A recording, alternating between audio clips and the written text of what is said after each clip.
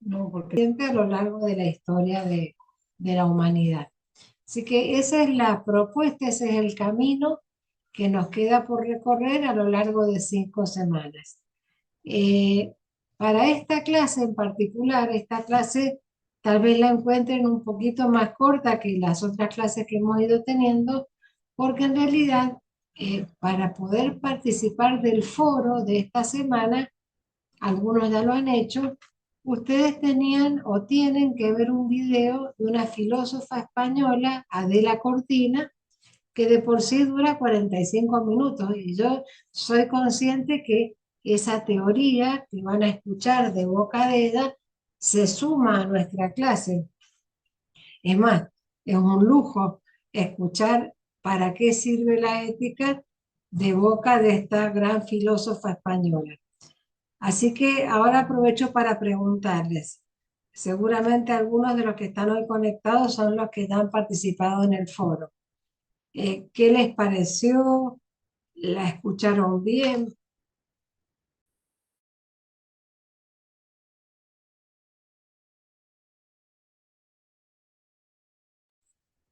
¿Les gustó cómo explicaba el sentido de la ética cuando habló de aporofobia?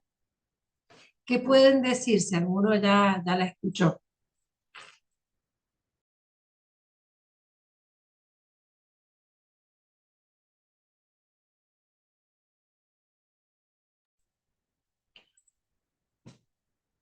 ¿Ninguno ha participado ya en el foro? No, Porque yo he visto, ya no participo. claro, yo he visto varias entradas, pero como están juntos con los alumnos de sede Gran Mendoza, puede ser que sean ellos.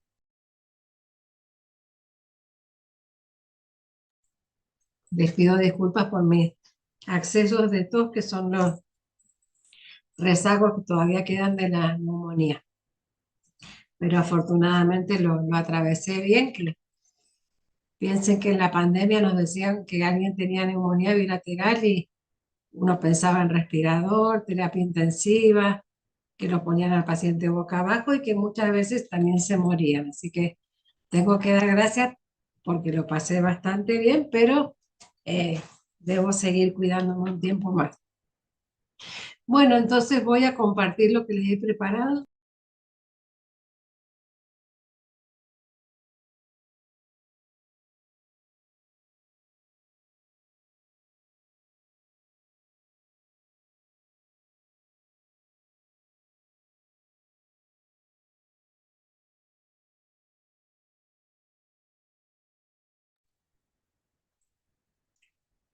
Bueno, y apenas sepa que se está viendo completo, ya empezamos. Voy a compartir en tamaño pantalla completa. Mientras se comparte, les cuento que tienen que haber visto en la plataforma una serie de películas para ver por grupo y que les tocaría presentarlas antes de empezar la clase de la semana que viene. Así que cualquier duda que tengan y demás me consultan, pero en realidad es el mismo ejercicio que hicimos en las clases de bioética y acá con temas que siguen siendo de la bioética o de la ética de la investigación. Y esta semana, aparte de ese foro para el cual precisan ver el video de la Cortina, tienen un cuestionario para participar y un glosario. El glosario tiene una particularidad que no admite palabras repetidas. Entonces, bueno, yo los invito a que no se demoren en participar porque eh, a veces uno va a tener que intentar una, dos, tres veces porque ya alguien pensó en la misma palabra. Bueno, vamos a la ética y por qué esta imagen de este hombre caminando al filo de un delicado hilo entre irse para arriba, irse para abajo, una cornisa, el bien, el mal. Bueno, porque yo les cuento que hasta hace muy poco tiempo, cuando uno decía vamos a hablar de ética o de lo que es ético y lo que no lo es, a uno se le venían a la mente palabras de alguna manera como prohibiciones, ¿no? No me van a dejar hacer nada o no puedo hacer esto porque transgrede la ética. Y en realidad no es eso, sino que la ética es hablar de valores, hablar de principios. Y de hecho les cuento que yo, uno de los libros que tomo como cabecera para armar esta unidad es el libro de Ética General de Gustavo Casas. Él va a decir en el prólogo del libro, hasta hace poco tiempo a la ética se la veía como un cúmulo de prohibiciones impuestas, que no nos dejaban ser libres, dice. Y en realidad nunca se tiene mayor libertad que cuando uno se mueve en el contexto de lo ético, de lo que está sustentado en valores. Entonces, les voy a proponer una definición de ética y la invitación que viene a continuación es que desarmemos esta definición, que la desguacemos, que la despedacemos, que vayamos parte por parte para poder comprender el todo. Así que la leo textualmente y después la desarmamos. Dice, la ética es una rama de la filosofía, o sea que entonces es una ciencia humanística que reflexiona sobre el comportamiento humano en su dimensión moral. Y antes de desarmarla, les recuerdo cuál era la definición de bioética. Cuando vimos una de las definiciones propuestas, decía, la bioética es una reflexión sistemática sobre la conducta humana a la luz en el campo de la vida y la salud, a la luz de principios y valores. Entonces se parece a esta definición, porque también decía que reflexionaba y también decía conducta humana, que es sinónimo de comportamiento humano. Entonces vemos que ambas ciencias tienen acciones en común. ¿Cómo la vamos a desarmar esta definición? Bueno, vamos por la primera parte. Decía, la ética es una rama de la filosofía que reflexiona. Entonces los invito a que pensemos qué es reflexionar. Y para eso yo les puse en la plataforma una escultura, esta escultura que traigo también acá en la presentación, se llama El Pensador y pertenece a un escultor francés, Augusto Rodin. Si bien esta escultura, así como se ve, está expuesta al aire libre en el Museo de Rodin en París, afortunadamente los argentinos tenemos una muy buena réplica de la misma, así que no hace falta viajar a Francia para verla. Está en Cava, o sea, hay que viajar a Buenos Aires, y está en la plaza que está frente al Congreso, esa plaza que muchas veces vemos en los medios, donde la gente arma algunas carpas para reclamar, para protestar, otras veces con más agresividad arrancan piedras de las veredas y la destruyen a la plaza. Bueno, esta escultura se salva bastante de que haya sido en algún momento dañada porque está en el otro extremo de la plaza, está mirando a la Avenida de Mayo. ¿Y por qué los invito a que miremos esta escultura? Porque la palabra reflexionar quiere decir doblarse, curvarse, y no es otra cosa lo que está haciendo esta persona en el acto de reflexionar, porque es como que uno se dobla sobre uno mismo para mirarse por dentro, para poder de alguna manera pensar o discernir con mayor detalle aquello que nos preocupa. Los invito a que miren la perfección de cada músculo contraído, la forma en que dobla la mano y apoya el mentón, o sea, realmente ha captado el acto de alguien pensante con una perfección impresionante. Entonces, la ética es la rama de la filosofía que reflexiona. ¿Sobre qué? Sobre el comportamiento humano. Bueno, ¿y qué entendemos por comportamiento humano? Y van a ser todos los actos que se realizan y que están atravesados por los valores, valores que uno trae desde que nace en la cuna, se dice esos valores personales que uno mama desde la cuna y los valores culturales que uno va adquiriendo en la medida que se va vinculando con otros que no son la familia de origen, como puede ser la escuela, como puede ser el club, como pueden ser los amigos. Y esos actos que realizan los humanos están también marcados por la cultura del momento. Y decíamos, la ética es una rama de la filosofía que reflexiona, ya vimos que reflexionar era doblarse, curvarse, mirarse por dentro, sobre el comportamiento humano en su dimensión moral. Bueno, ¿y qué es la dimensión moral? Bueno, la dimensión moral la da el hecho de que no vivimos solos, sino que tenemos que vivir en sociedad, en comunidad. Entonces, la dimensión moral la da el solo hecho de compartir la vida con otros. Y para eso les traigo un segundo libro. Este libro yo se lo he puesto en PDF en la bibliografía de esta semana. Si bien les he puesto que no es el que entra en la segunda evaluación, se los pongo para que en algún momento le den una mirada. Yo les cuento, este libro está escrito por Fernando Savater. Fernando Savater es otro filósofo español como Adela Cortina, y el libro se llama Ética para Amador, porque Amador es su hijo.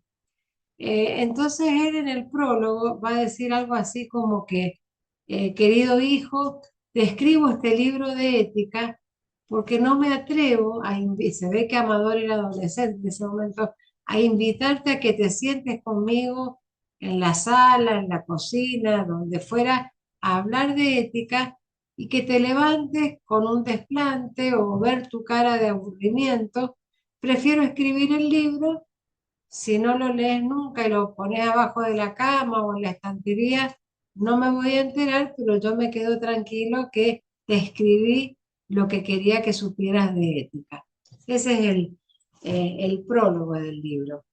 Bueno, dentro de los capítulos, el capítulo séptimo está dedicado a este personaje que les traigo acá, Robinson Crusoe, un personaje de ficción en un libro escrito por Daniel Defoe, que es este mismo que vemos acá en una película animada y que narra la historia de un náufrago, el único sobreviviente a un naufragio de un barco, y que queda en una isla a la espera de que lo vengan a rescatar.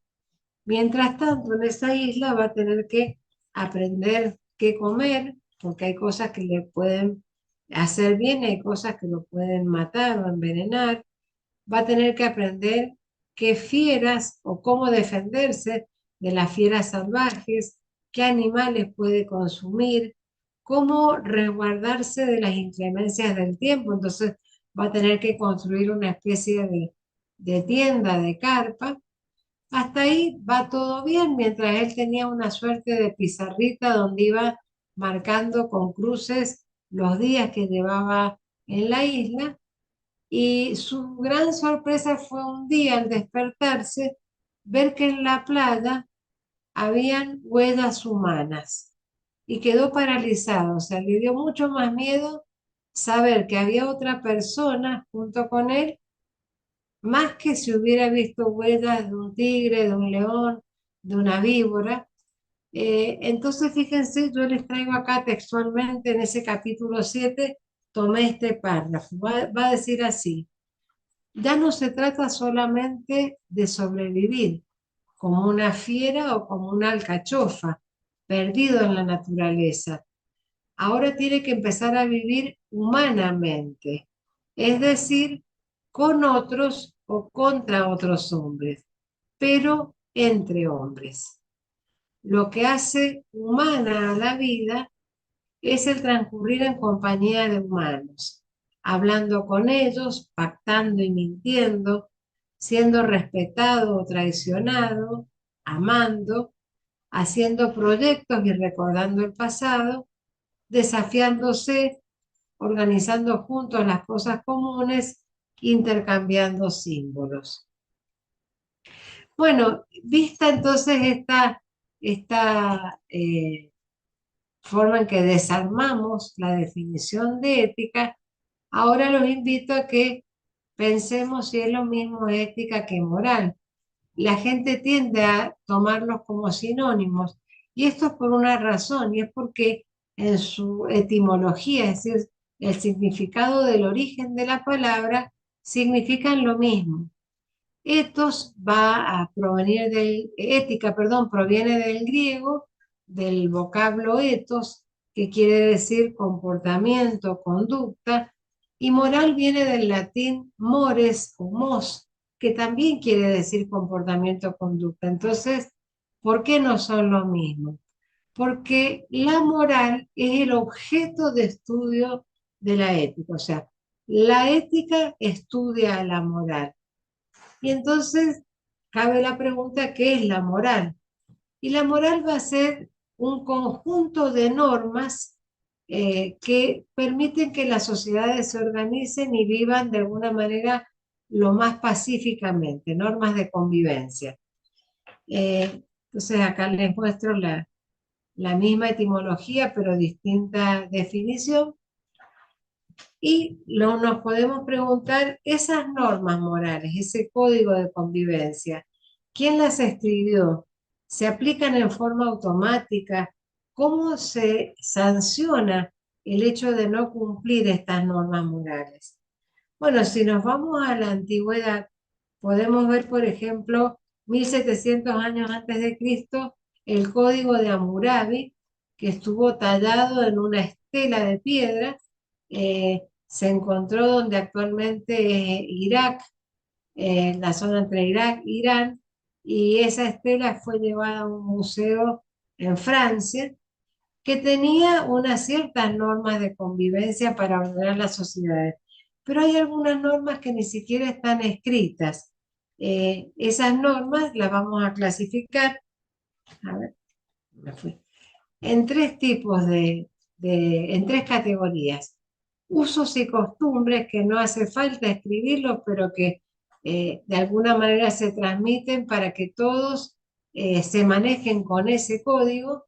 Las tradiciones que se van segregando de generación en generación y las leyes que ahí sí tenemos normas escritas y que generalmente en el texto de la ley o en su decreto reglamentario se establece la sanción que se impone cuando estas son incumplidas. Entonces vamos a usos y costumbres. Y si uno tuviera que definirlo, diría, bueno, es la forma habitual con que la gente hace una determinada cosa. Para eso, para buscar algún ejemplo de formas habituales de hacer las cosas, me fui a la forma de saludarse a lo largo del mundo. Y me encontré, por ejemplo, con que en Kenia, en África, el saludo suele ser escupir en la cara. Nosotros lo tomaríamos como violencia, como una ofensa. Bueno, ellos se saludan con una escupida en la cara. En el Tíbet, mostrar la lengua es un signo de respeto. En Tailandia, se saludan con la mano. En el mundo, el apretón de manos es el saludo más aceptado. En Nueva Zelanda, un beso en la mejilla. Y si siguiéramos, diríamos que en Sudamérica generalmente es con uno o dos besos, y que muchas veces nos ha pasado cuando nos encontramos con gente americana o europea que nos quedamos con el beso a medio camino porque ellos estiran con mucha parsimonia su mano y no nos dejan de alguna manera esta muestra de afectividad que para nosotros es tan natural. Entonces yo me pregunté cómo podía interpretarse la ética en nutrición. Y acá encontré, un poco indagando, cuáles son los valores o los principios que deben tenerse en cuenta para ser un profesional ético en el campo de la nutrición. El primer principio que apareció fue el principio del respeto, donde no deben tratar nunca a la persona como un instrumento, sino que la tienen que ver en toda su dimensión integral, eh, respetándolo justamente con todo lo que trae esa persona consigo, culturalmente, religiosamente, ideológicamente, bueno, tenemos que respetarlo como un todo. La unicidad, cuando uno dice el nutricionista en la planeación y ejecución de su práctica con individuos y colectivos, ha de tener en cuenta la integralidad, inclusive sus hábitos, creencias alimentarias, sus sentimientos e imaginarios, sus condiciones económicas y sociales. La confiabilidad. Se espera que el profesional de la nutrición brinde confianza y que lo muestre con todo lo gestual que va consigo, o sea, su presencia que ya sea para el paciente un voto de confianza. La privacidad que va de la mano de las reglas, ¿se acuerdan de la bioética? De la confidencialidad o secreto profesional y el respeto por la autonomía. Y en ese respeto por la autonomía, que ya lo vimos como principio en bioética, está también la regla de la veracidad, donde uno no debe ocultarle la verdad al paciente. Bueno, pero si volvemos a este código de convivencia que decíamos, usos y costumbres, tradiciones y leyes, ¿qué serían las tradiciones? Bueno, las tradiciones son aquellas ideas de lo bueno y lo malo que uno va transmitiendo de generación en generación y que culturalmente puede ser sumamente distinto de una cultura a otra. Y por último, las leyes son normas jurídicas, generalmente están por escrito y también mencionan qué sanción se aplica cuando uno no las cumple.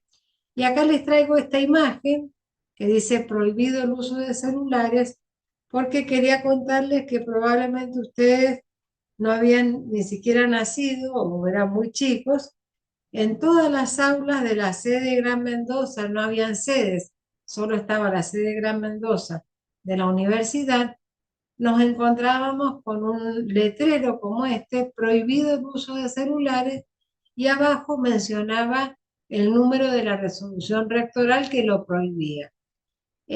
Hoy, por ejemplo, eso sería inconcebible. Hoy nos piden los decanos a los docentes que generemos actividades donde el alumno use el celular.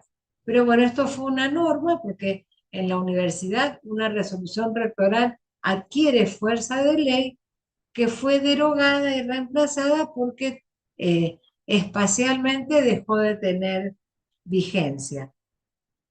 Las leyes no siempre por ser leyes van a tener siempre principios buenos. O sea, están las leyes positivas que abarcan principios como la defensa de la vida, la promoción y protección de la salud, pero hay otras que se apartan de esto y entonces cuando esas leyes para algunos se apartan de los principios fundamentales, los profesionales de la salud tienen lugar a la objeción de conciencia. ¿Se acuerdan que algo de esto hablamos cuando hablamos de la ley del aborto?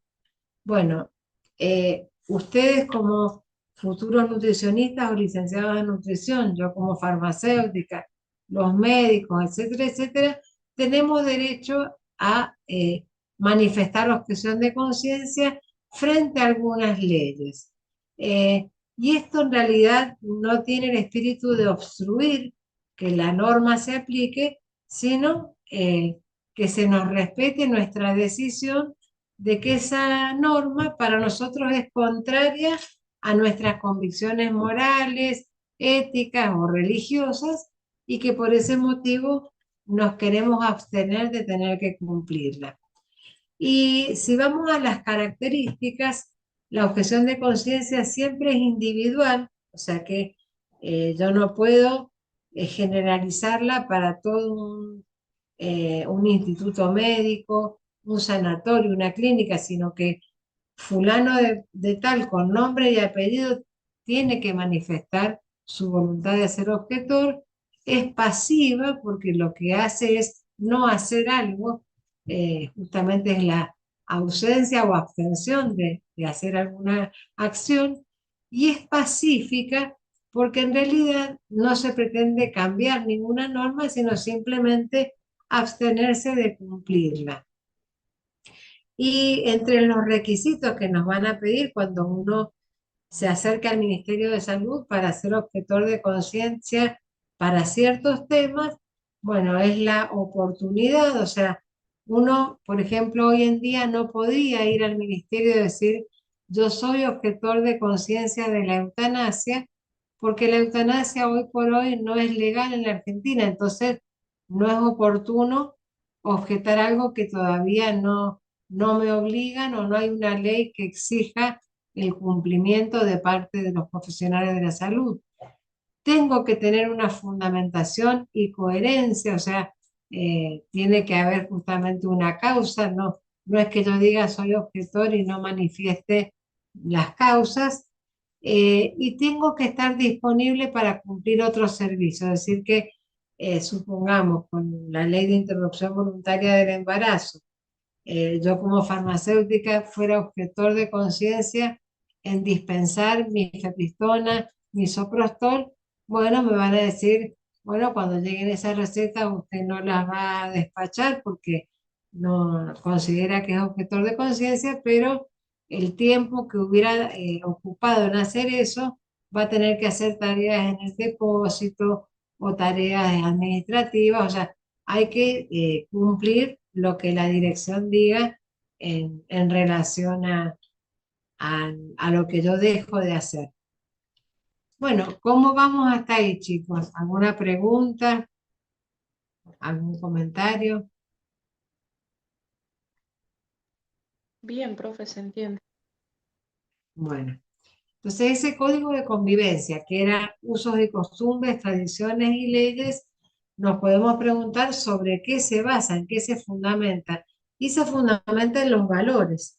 Entonces, cuando uno quiere definir qué son los valores, son los principios que van a guiar nuestro comportamiento. Y cuando uno le pregunta a un psicólogo, ¿cómo es esto de la escala de valores? ¿Se tienen muchos o pocos valores? Nos va a decir la psicología que en nuestra mente, en nuestra psiquis, los valores están ordenados de acuerdo a una jerarquía, esa famosa escala de valores. Yo acá traje una imagen que tomé de internet, pero que no necesariamente significa que esa sea mi escala de valores, porque si miráramos, por ejemplo, en el primer escalafón está el valor de la dignidad, la lealtad, la excelencia, que no digo que no sean válidos, pero fíjense en el último escalón está la honestidad, el compromiso, el respeto, la empatía, y probablemente para mí sean mucho más importantes la honestidad, el respeto y el compromiso que lograr la excelencia.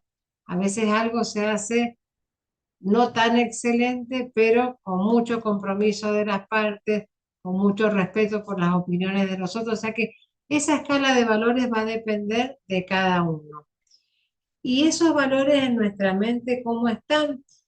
También dice la psicología que están en pares de opuestos, los famosos antónimos que estudiábamos en la primaria, o sea, lindo, feo, bueno, malo, sucio, limpio, justo, injusto. Así es como nuestra mente eh, opone u ordena a los valores. Y si son muchos o son pocos los valores, en realidad va a depender de cada uno. Otra pregunta que nos podemos hacer es, ¿cuál es el grado de libertad y responsabilidad que tenemos de nuestras decisiones? Bueno, la ética siempre va a requerir que para que un acto sea moralmente aceptable, tiene que estar hecho en un estado de total libertad y no bajo coacción o bajo de alguna manera una custodia de la libertad que no nos deja plenamente elegir lo que queremos hacer. Y responsabilidad, porque justamente, ¿se acuerdan que responsabilidad veníamos viendo que quería decir respuesta? Lo que nosotros hacemos impacta en el resto de la sociedad.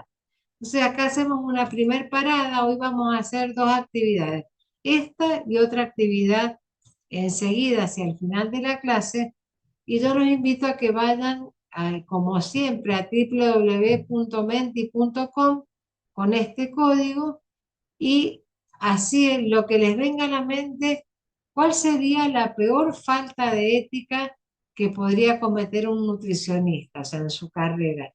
¿Qué es lo que se les ocurre que es lo más transgresor que podrían llegar a realizar? Entonces voy a poner como siempre en el chat el sitio web y el código para dejar de compartir e ir a ver qué es lo que va saliendo en esa nube de palabras. www.menti.com y ahora les pongo el código 2506-4646. Ahí sí, dejo de compartir un segundito. Me voy a ir a ver quiénes están ingresando y comparto lo que vaya saliendo. A ver.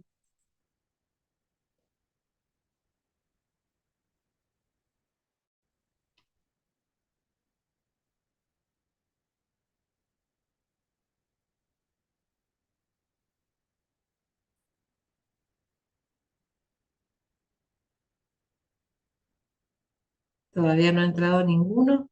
Igualmente ya lo comparto. Sí, ya están participando. Ahí lo comparto.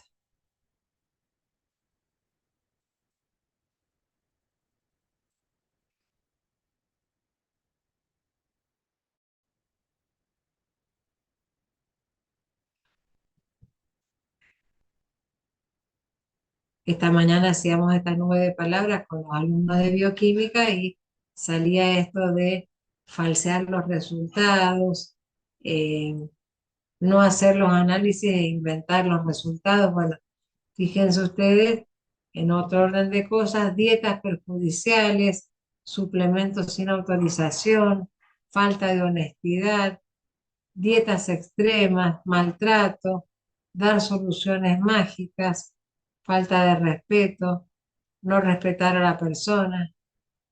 Qué bueno que también tienen claro justamente, ya están de hecho haciendo las prácticas, por lo tanto, ya tienen de alguna manera que tener este tipo de consignas de la ética en lo que van aprendiendo, lo que van haciendo.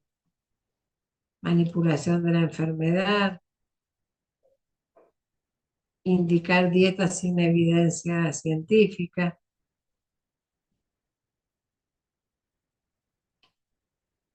Y como toda nube, las palabras que más se repiten son las que van adquiriendo mayor tamaño: maltrato, no cuidar la privacidad, falta de confidencialidad, que podríamos considerarlas como sinónimos. Muy, muy lindo lo que sale. Yo después lo voy a, esto sigue activo un par de horas más, yo después lo voy a compartir en el aula virtual. Entonces, vuelvo a dejar de compartir esto y vamos a volver a la otra presentación, ya para ir viendo lo que sería el acto moral, que es donde van a hacer ustedes el otro ejercicio propuesto. A ver, ya busco nuevamente la presentación.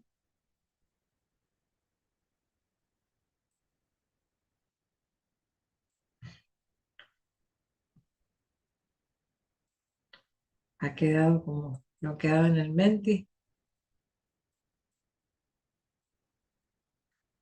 No hay problema, ya no.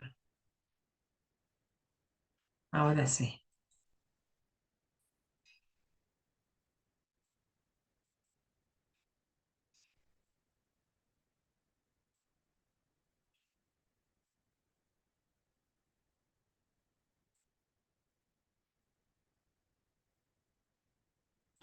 Y ahora cuando sepa que lo están viendo en tamaño grande, ya seguimos.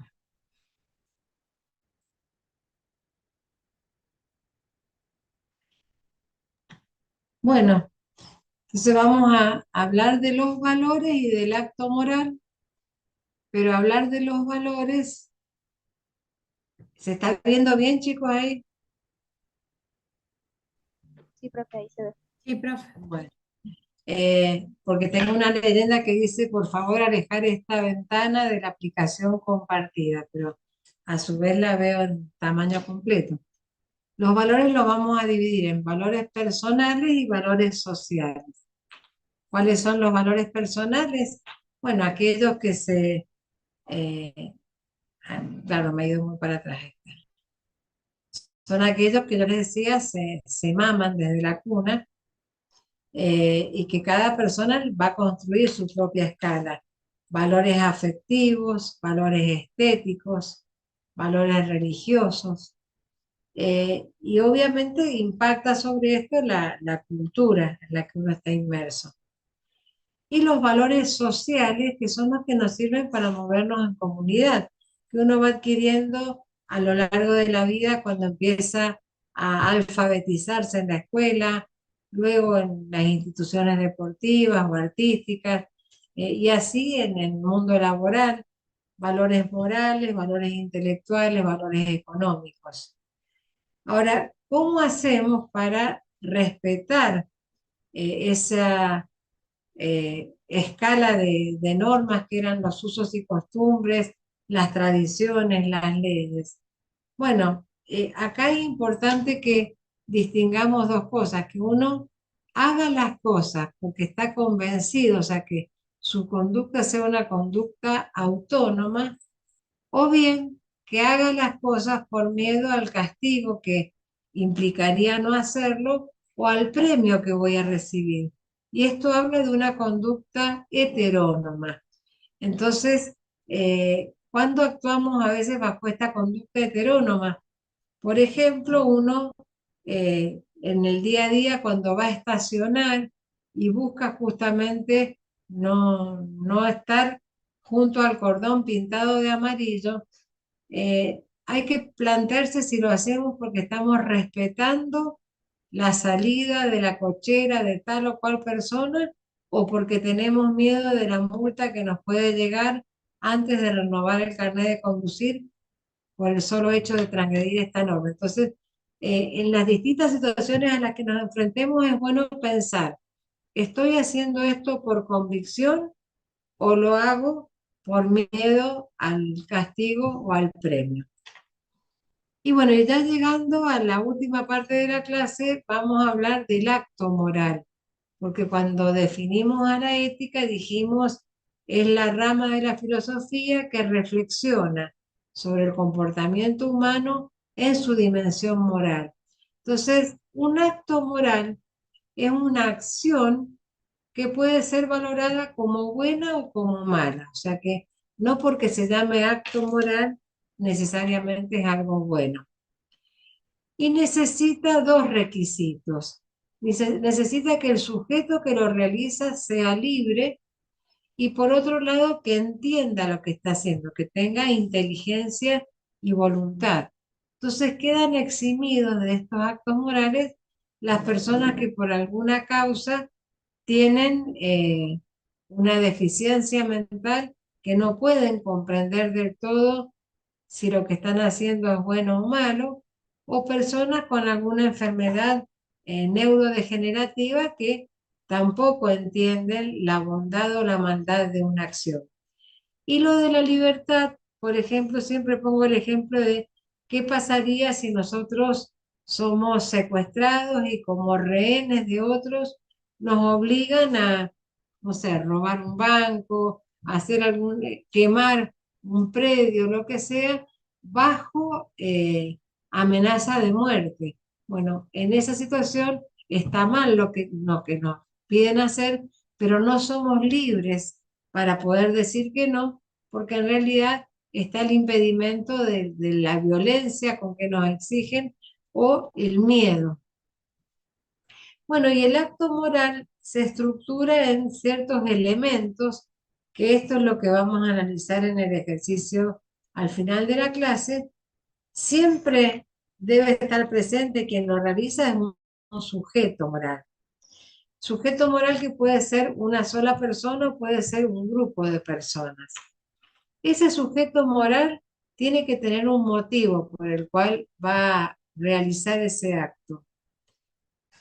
Además, tiene que tener conciencia del fin que se persigue. ¿Qué quiere decir esto? Que antes de realizar el acto, es como que pudiera ver el final de la película. O sea, sabe perfectamente uno que si uno hace tal o cual cosa, va a pasar esto al final.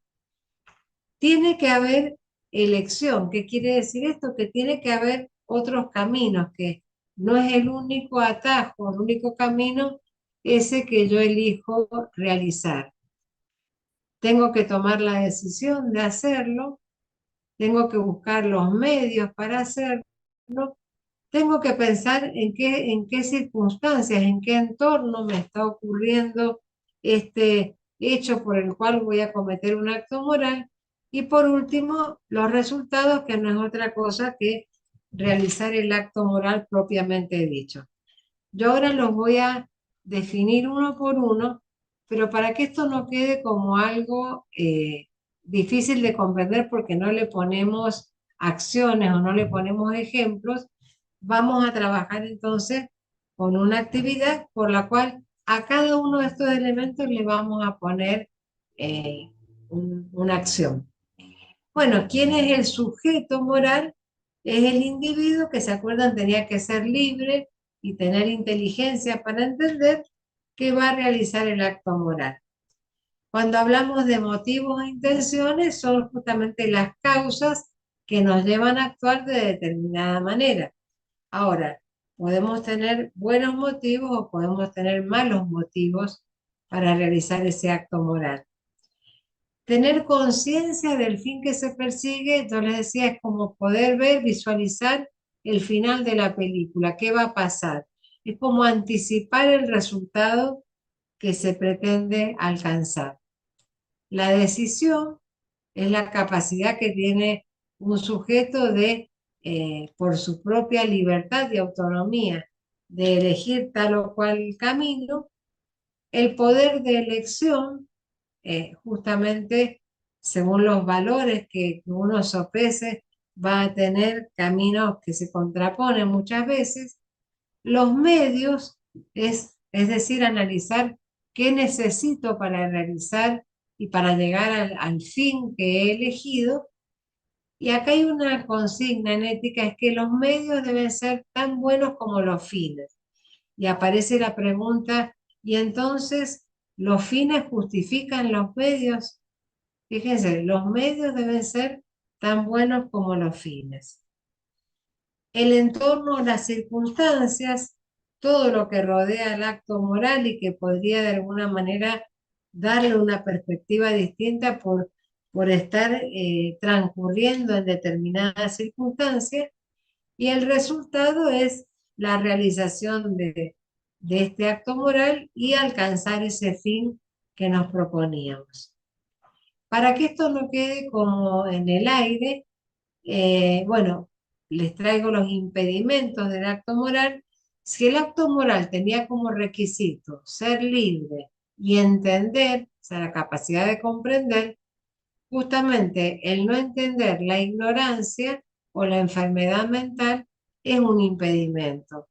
Otra cosa que coacciona la libertad es la violencia o el miedo. Acá se los explico uno por uno, los voy a pasar y vamos a los tres ejemplos que les he traído.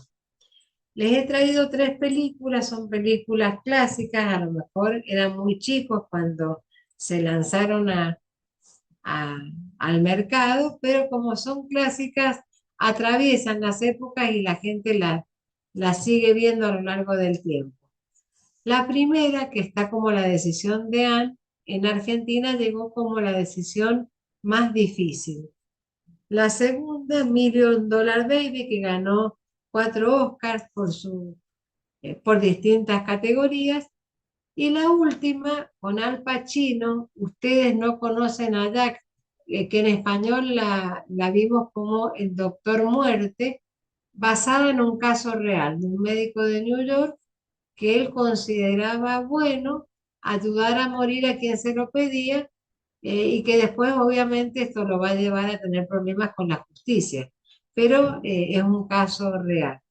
Entonces les pregunto, ¿Alguna de las tres películas la han visto, les suena, eh, la conocen? Para tomar esa como ejemplo.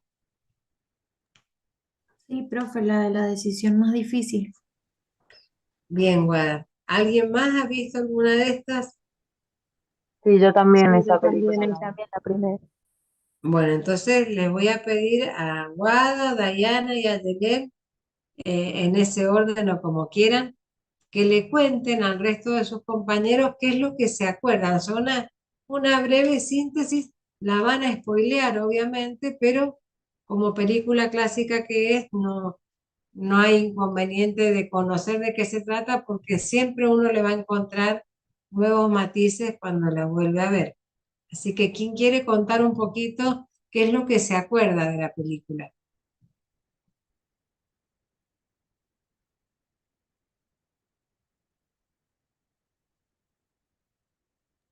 Y no, se trataba de una chica que tenía cáncer, Sí, la que está entonces acá abajo. necesitaba un trasplante de médula, creo. Sí, Eh, y no habían encontrado el donante, entonces la familia decide tener más hijos hasta que tienen a la nena más chiquita que era compatible con la hermana. bueno, Y le había ahí hecho ya, te paro sí, un segundito, Guada. ¿Se acuerdan cuando presentaron los documentales hace unas 2 o 3 clases que alguien habló de los bebés de diseño o bebés medicamentos? Que serían esos embriones que se seleccionan porque son compatibles con, en este caso, para ser donantes de órganos. O sea que en esa película, como discretamente, se habla de esto, de que se hizo una fertilización in vitro para elegir cuál era el embrión que servía como donante de la hermana. Adelante, Guada, ¿qué más ibas a agregar? sí, justo a nosotras nos tocó ese tema, eh, que lo relacionamos como bastante con esto de la película, eh, justamente por eso, porque cuando tienen a la nena como que le hicieron un montón de tratamientos y todo para poder ayudar a la hermana. Y bueno, y lo último que necesitaba, no sé si era que le donara médula y no sé si algo más, Un riñón. y ella ya no quería. Entonces, como que la madre la quería obligar, pero la nena, al ser menor de edad, quería ver si se podía como emancipar, digamos, o poder tomar su propia Emancipar. decisión de si Ujú. ella quería o no ayudar a la hermana. Y bueno, como que era ese el conflicto en la película más que todo. Bien. Dayana o Claro, Ayelen, ¿quieren agregar algo? A ver. y al final resulta que la hermana que tenía cáncer era la que le había pedido que no hiciera más eso porque ya estaba cansada de luchar y la madre no, como que no la entendía, no le iba a aceptar, entonces quería que directamente su hermana menor dejara de ser esa donante para que ella pudiera como descansar. Esa es lo Así, que o se sea que descubre. en realidad el pedido fue de la hermana mayor que ya quería morir en paz, o sea, ya sabiendo que no había muchas chances, no quería ese encarnizamiento terapéutico de seguir insistiendo sobre algo que no iba a mejorar. Bueno, gracias porque han hecho una síntesis para sus compañeros, los que no la conozcan, pero entonces, con esto que han explicado, yo me voy a ir para atrás a los elementos del acto moral y vamos a analizarlo. Y acá pueden pasar distintas cosas, que nos pongamos como sujeto del acto moral en el lugar de la hermana mayor, en el lugar de la madre, en el lugar de la hermana menor. Entonces, vamos a hacer ese ejercicio, justo son tres las que lo han visto, entonces lo vamos a hacer con los tres sujetos distintos. Así que la invito a Guada que se ponga en el lugar de sujeto moral de la hermana menor. La hermana menor, el acto moral que va a cometer es buscar un abogado para emanciparse. ¿Cuáles serían los motivos de ese acto moral? Y que ella ya no quiere seguir sometiéndose a esos tratamientos tan invasivos. Bien, dejar de donar sería de alguna manera, está bien. Ujú. Ella es consciente de qué va a pasar si lo consigue, este fin que se persigue, si ella logra justamente su cometido, puede ver qué Sí, va a pasar, o sí, yo creo que sí era consciente. sea que es consciente de la muerte de la hermana que va a Sí. terminar ocurriendo. Ujú. ¿Tuvo algún poder de elección esa hermana menor? O sea, la única salida que tenía era emanciparse y dejar de donar. En realidad como que en su caso sí, pero porque la madre como que la estaba obligando, digamos. Claro, Y tenía como la que lo habló alternativa y todo, de, pero la madre no lo terminaba de comprender. claro, pero ella podría haber seguido sumisa, callada y seguir donando, aunque tampoco ella ya estuviera muy convencida, o sea que tenía un camino A o un camino Ujú. B. ¿Cuál fue la decisión que finalmente toma? Y al final hicieron como un juicio, creo, Ujú. en el que ella contó todo lo que había pasado y eh, expuso su caso. Bien. Los medios que utilizó, bueno, fue buscar un abogado que la patrocinara, o sea, ella por sí Ujú. sola no lo podía hacer, necesitó un asesor legal. Y las Sí, circunstancias que envolvían este acto moral, bueno, era una familia que estaba atravesando una situación muy dolorosa. eh, Encima ella sentía este enojo de la madre, supongo que la angustia de perder a su hermano, o sea que las circunstancias que tenían este acto moral no eran las circunstancias deseables para cualquier persona, sino que eran bastante difíciles de atravesar. sí. Bueno, gracias, Guada. Vamos a ver a Yelén si ponemos como sujeto moral a la hermana mayor.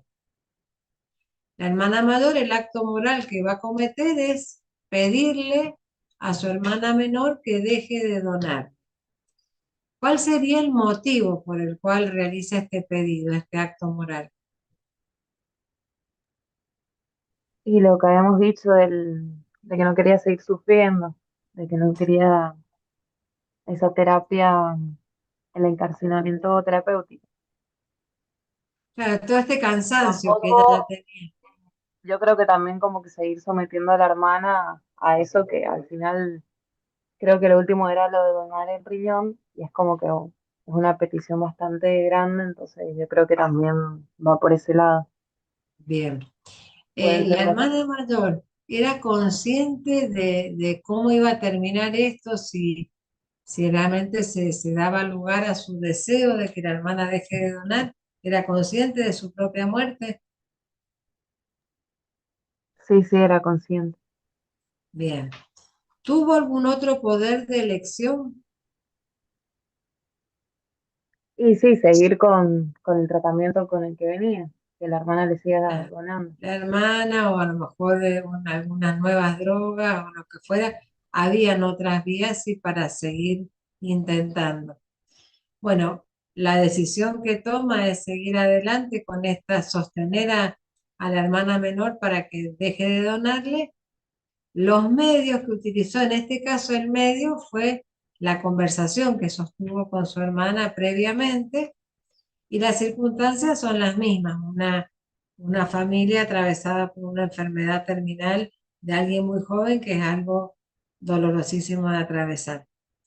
Y bueno, y podríamos seguir poniendo como sujeto moral a la madre, y ahí podríamos decir que el motivo que la madre le lleva a pedirle a la hija menor que siga donando, obviamente ningún padre quiere perder un hijo, o sea, quiere morir antes que un hijo. Entonces podríamos decir que su motivo no es que sea egoísta, es de una madre, más allá de que no entendía bien que ya no tenía sentido todo esto. La conciencia del fin que perseguía, ella en realidad quería la vida de su hija mayor. El poder de elección podría haber sido entrar a un banco de donantes, esos bancos genéticos donde uno a veces tiene una lista de espera corta o larga, pero no necesariamente sería su otra hija. Bueno, toma la decisión de este embarazo y de que esta hija sea compatible. Los medios sería la reproducción asistida y demás.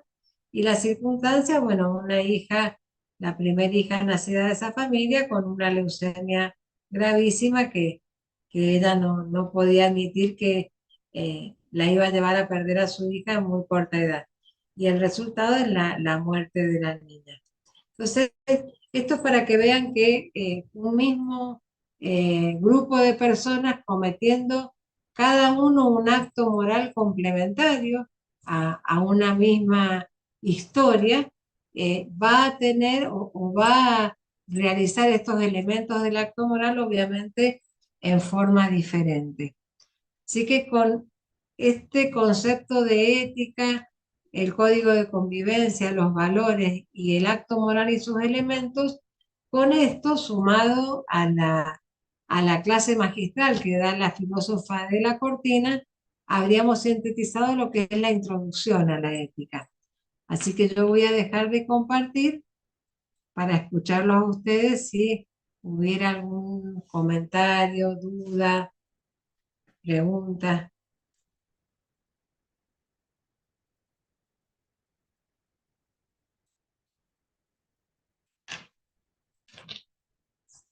Ahora los escucho a ustedes, a ver qué quieren agregar, algo que no se haya entendido.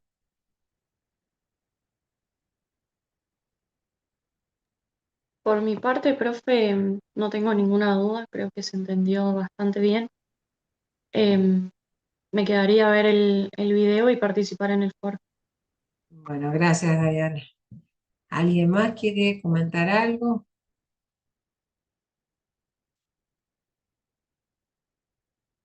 Yo sé que cuesta un poquito más esto de ética que lo que vimos en bioética, porque por eso estamos en carreras que tienen bases de química, de lo biológico, porque por algo no elegimos justamente filosofía y letras, humanidades, pero sin embargo, cuando lo vamos bajando a nuestro actuar diario, van a ver que, sobre todo con estas éticas que vienen en la clase que viene, se va entendiendo un poco más, así que tengan paciencia también ustedes.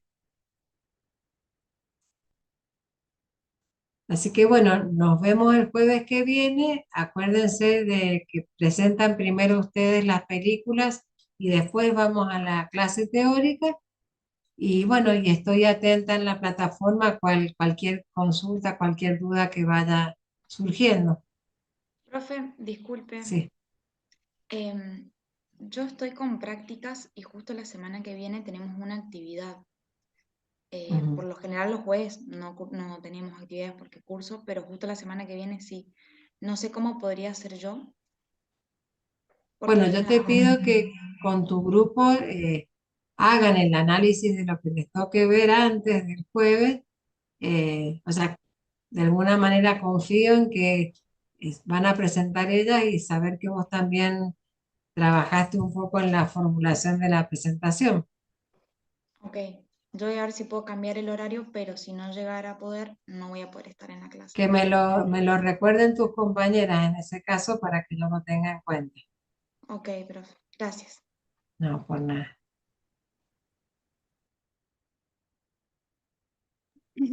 Profe, Sí, em, los grupos y qué documental le toca a cada grupo, bueno, en realidad qué documental le toca a cada grupo está en la plataforma, pero por ejemplo, quién es grupo A, quién B, quién C, y eso cómo lo digo. no, las letras me parece que son para los grupos de C de Gran Mendoza. Ustedes están con los números, si no me equivoco, excepto el grupo F. Me parece que era así, o al revés, las letras para ustedes. A ver, Sí, F, al ya, revés, profe. Las letras eran para nosotros. la- claro. las letras eran para ustedes, excepto el grupo F, que sería el grupo 8 de C de Gran Mendoza, que bueno, no lo pude yo arreglar con la educación a distancia, pero ellos ya saben que son el único grupo con letras. Ustedes, está ahí, justamente está puesto el uno y el A, el 2 y el B, así que para que se ubiquen por ese lado.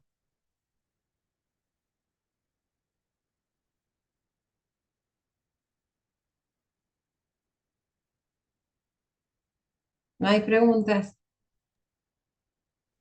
No, No, profe, por ahora no.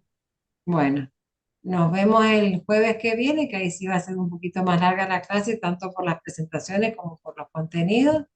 Y bueno, esta invitación a ver la parte de ética desde la postura de que lo van a terminar entendiendo, no con una cerrazón y decir esto es filosofía pura y no lo entiendo ni me gusta o lo que sea, sino que bajen la barrera así que uno por ahí se pone y bueno, comiencen a leer, van a ver, esta mujer, las que no lo han escuchado, van a ver que les aclara esto, ¿para qué sirve la ética? Ese es el espíritu de la entrevista.